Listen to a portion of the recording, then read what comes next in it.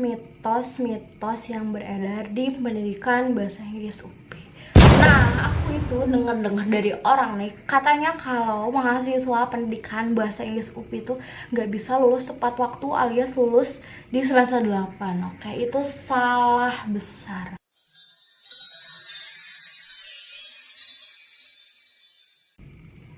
Halo Vela, Endah Nur Anissa is here.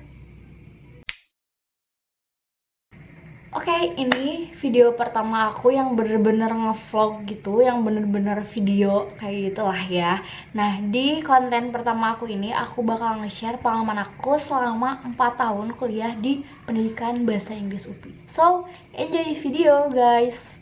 Poin pertama, aku mau nyeritain dulu gambaran atau garis besarnya kuliah pendidikan bahasa Inggris UPI itu kayak gimana.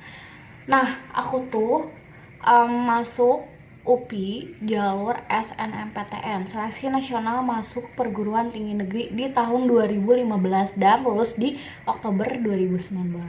Nah, jadi di pendidikan bahasa Inggris UPI itu ya yang penting kita niat, kita mau bisa ya it's okay, jalanin aja gitu semuanya. Nah, untuk gambarannya sendiri, jadi di sana tuh kita belajar dari semester 1 nih sampai semester 3 tentang 4 basic skills atau 4 keahlian dasar yang harus dimiliki mahasiswa pendidikan bahasa Inggris. Pertama, yang pasti reading, listening, writing, sama speaking. Jadi 4 keahlian dasar itu kita belajar dari semester 1 sampai semester 3, cuman dengan judul yang berbeda-beda atau nama matkulnya yang berbeda-beda. Saya lupa ya, bentar. Saya cek dulu. Nah, jadi di sini di KRS, bukan KRS, sekarang di transkrip akademik. Kayak bisa dilihat IPA quiz. Nah, jadi di sini tuh di semester 1 belajar listening for general communication. Nah, di semester 2-nya naik tingkat tuh jadi listening in professional context. Dan di semester 3-nya kita udah masuk ke listening for academic purposes. Jadi 4 skill tadi kita belajar dari semester 1 sampai semester 3. Oke, terus apalagi sih? Yang pasti namanya juga jurusan pendidikan bahasa Inggris. Jadi pertama kita juga belajar tentang pendidikan. Contohnya apa aja? Kita kayak belajar tentang landasan pendidikan, terus BPBI, belajar dan pembelajaran bahasa Inggris. Apalagi tuh psikologi pendidikan. Terus apa? Psikologi pendidikan, bimbingan konseling, penelitian pendidikan lah, evaluasi pembelajaran lah, kayak gitu. Nah, untuk bahasa Inggrisnya sendiri tadi udah ya 4 basic skills.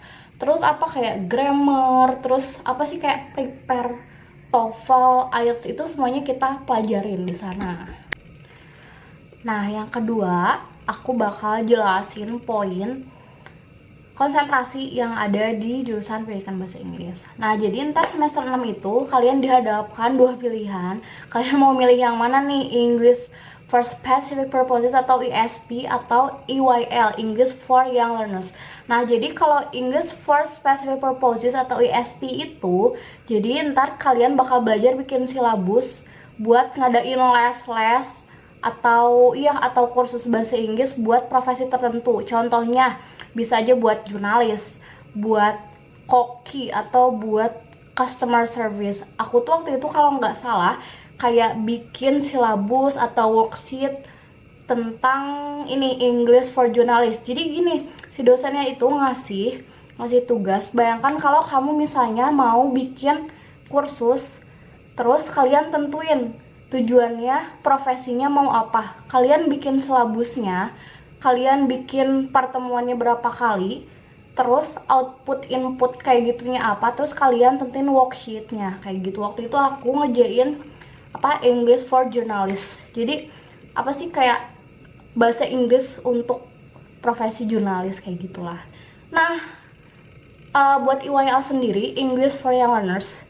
Jadi di situ tuh kita kayak belajar ngajar buat anak ya young learners lah ya, buat apa sih anak TK, SD, SMP kayak gitu. Pokoknya yang have fun. Oke, poin ketiga pasti kalian udah kepo banget nih, tugasnya tuh kayak gimana sih di jurusan pendidikan bahasa Inggris, bingung atau enggak sih gitu. Nah, jadi sebenarnya kalau tugas itu ya selama kita nggak ditunda-tunda it's okay aja sih. Justru yang bingung tuh yang bikin kita kelabakan itu yang nunda-nunda tugas ya. Kadang kealamin sih sama aku juga gitu, mager pas deadline kita harus ngebut gitu ngerjain tugas. Jadi kalau pengalaman aku nih, jadi kalau misalnya tugas sehari-hari ya it's okay lah, masih bisa ngerjain. Jadi ketika ngasih tugas kerjain. Tugas sehari-hari tuh nggak ngeberatin, bahkan ada yang dosen jarang ngasih tugas gitu. Tapi kalau misalnya tugas akhir ya itu lumayan berat sih, karena kayak projectnya tuh ya lumayan, kayak bikin artikel lah, kayak kalian suruh penelitian lah, terus suruh mementaskan suatu drama lah, atau menganalisis puisi lah, kayak gitu. Jadi so far tugas sehari-hari ya selama kalian nggak nunda-nunda itu ya oke aja sih. Terus ya kalian intinya harus bisa memanage waktu gitu kalau tugas kayak gitu ya. Next, poin keempat. Jadi poin keempat itu matkul favorit. Oke. Jadi kita tuh di jurusan pendidikan bahasa Inggris untuk wisuda itu kan harus menyelesaikan 144 SKS gitu ya. Jadi per matkul itu ada yang SKS-nya 2 sampai berapa nih, sampai 4 SKS. Nah, kalau aku apa ya matkul favoritnya? Mungkin ini sih writing. Oke, aku cari tahu dulu. Oke, yang pertama itu suka banget functional grammar.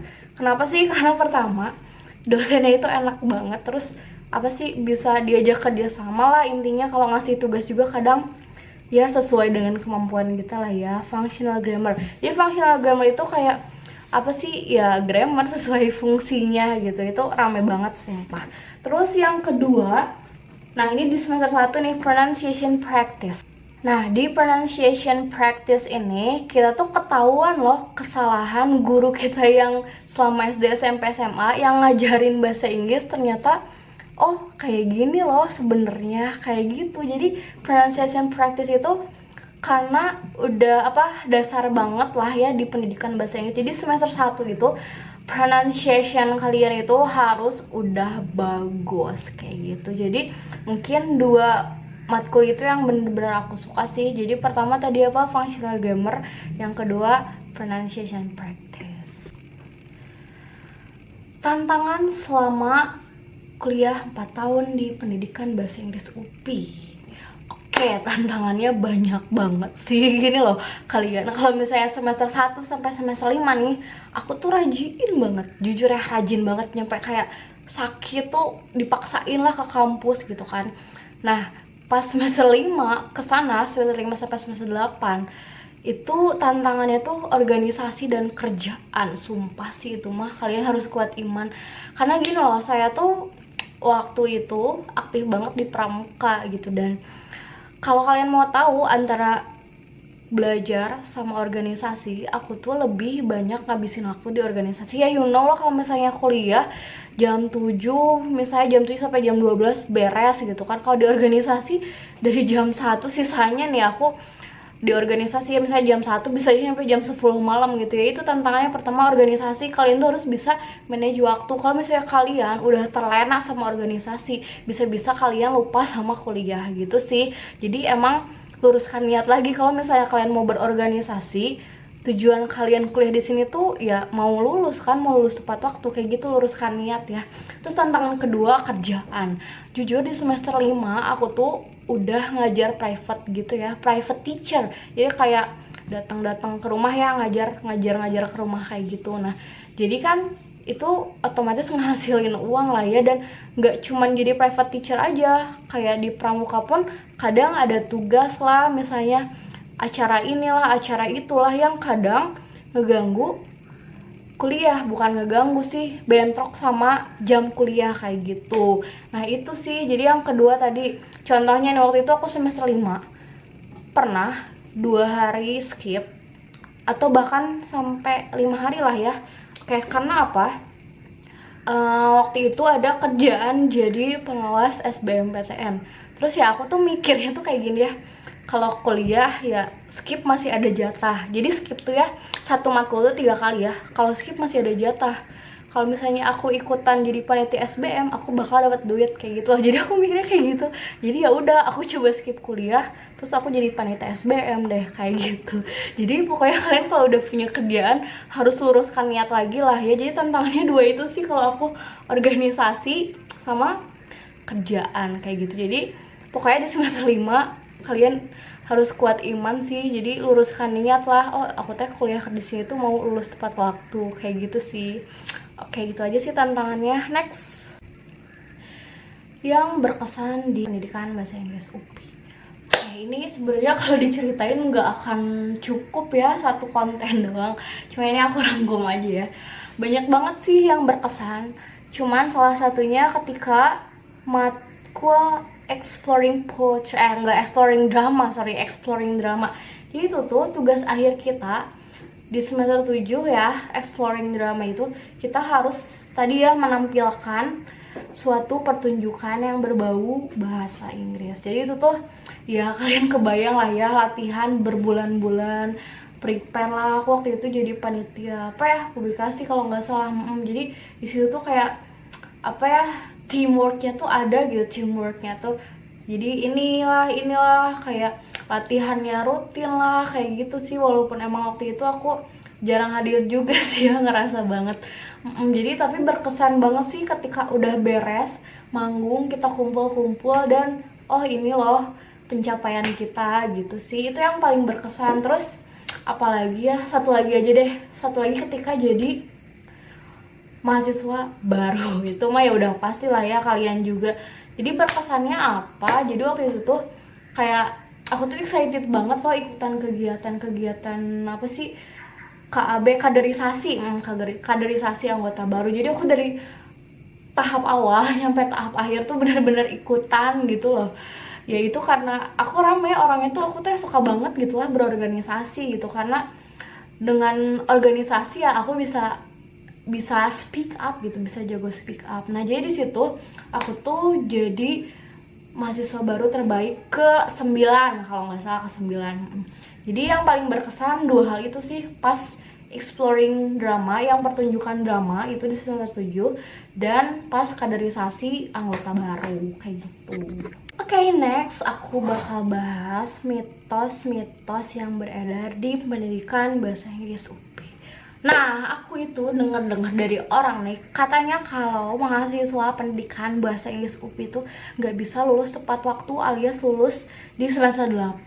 Oke, itu salah besar. Sebenarnya gini loh, aku sendiri alhamdulillah bisa lulus di semester 8. Karena gini, di pendidikan bahasa Inggris UPI itu kan kayak mata kuliah tuh udah dipaket ya, jadi nggak bisa ngambil kelas atas gitu. Kalau kelas bawah ya boleh, karena kamu kalau misalnya ngulang nih bisa kelas bawah. Kalau kelas atas itu nggak bisa, jadi udah di target kayak gitu. Nah di semester 8 ini kamu dihadapkan oleh dua matkul ini.